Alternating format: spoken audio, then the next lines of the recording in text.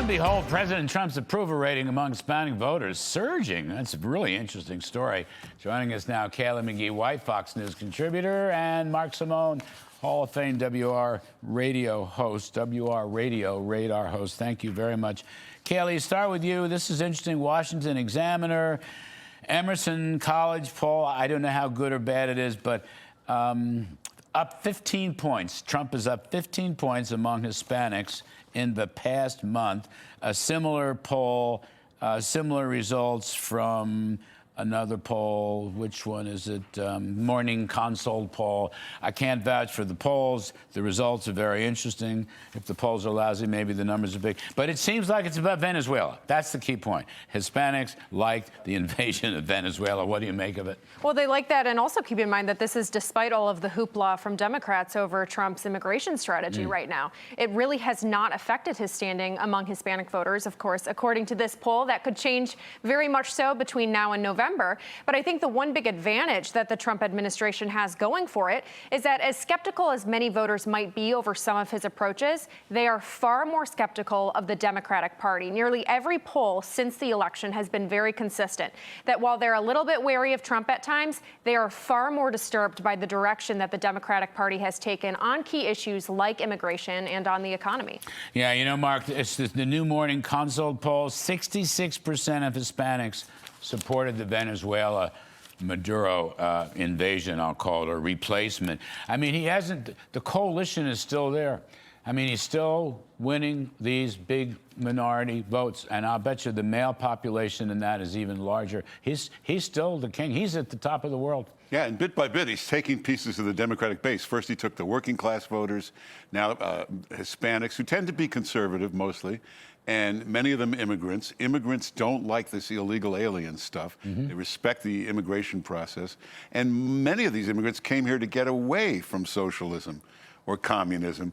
And they come here to start a new life. And they watch the Democrats trying to bring socialism and communism to them here, which is crazy. And I'll say, you know, I don't know everything there is to know about the Minneapolis story. I'm going to leave it to the experts. But you read a lot of command and control operations run by haters of ICE and haters of Trump, and who are outright socialists and communists, and talking in those terms. I mean, there's digital stories everywhere quoting people about socialists this and communists that, and that's not going to win them any friends. Whatever decide, whatever Mr. Holman, whatever Trump wants to do with Minneapolis and so forth, I'm going to leave that to them.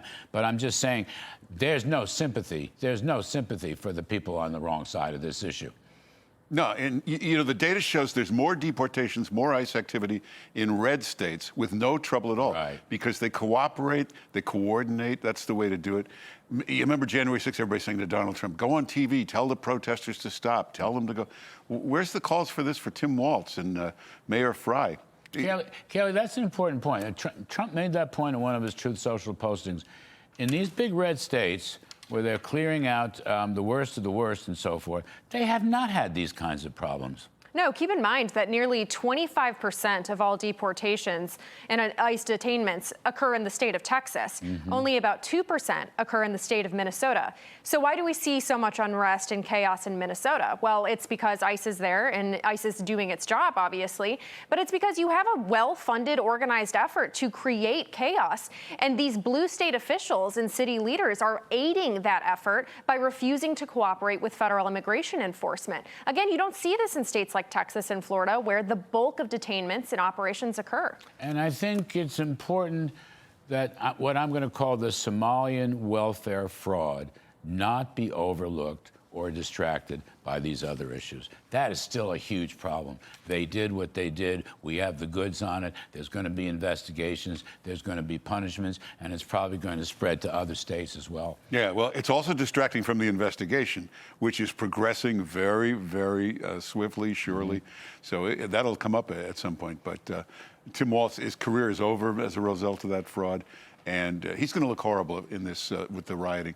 Going on television saying, stop referring to them as law enforcement. They're not law enforcement. It's an irresponsible way to behave. Kelly, do you love as much as I do Democrats in Minnesota defending the Second Amendment?